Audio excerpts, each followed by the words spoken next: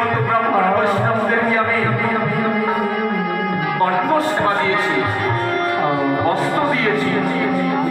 আমার গৃহে যে অতির ঠাকুর এসেছে, আজ কি চেয়েছে জানো? আমার একমাত্র সন্তান বিশ্বরূপকে তুমি আর আমি মিলে নিজের সন্তানকে কেটে কেটে টুকরো টুকরো করে সেই অতির ঠাকুর সেবা করতে চেয়েছে।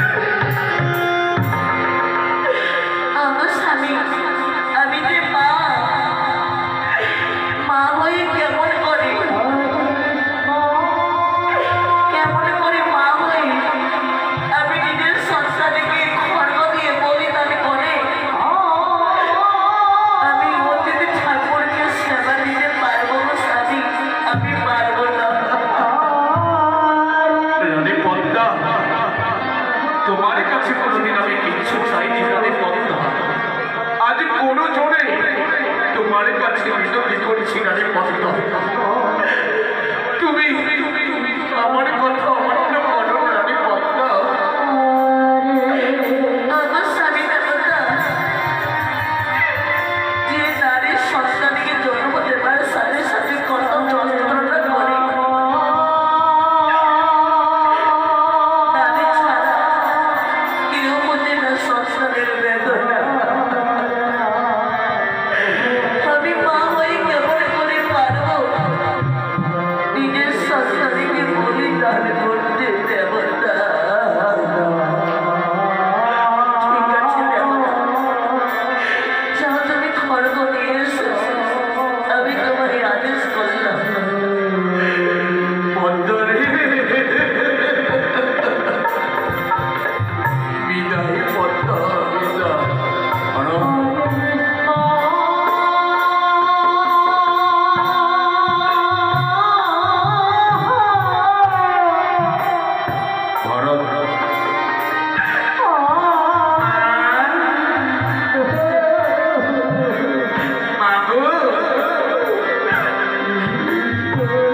তুমি এমন করে কাঁদছো কেন মা?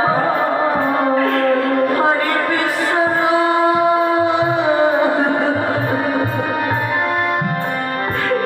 জানিস রে,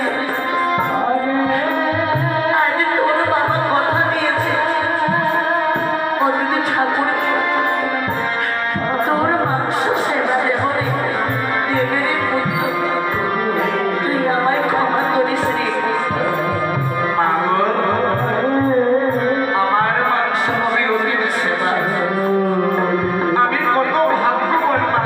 কেঁদো না মা, কেঁদো না। আরে পুত্র,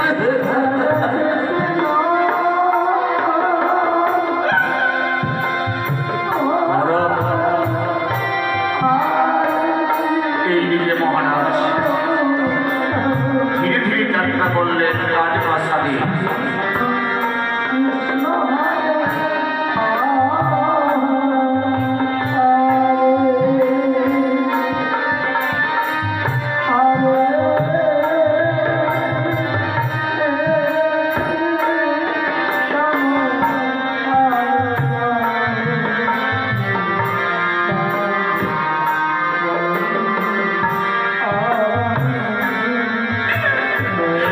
হায় ভগবান,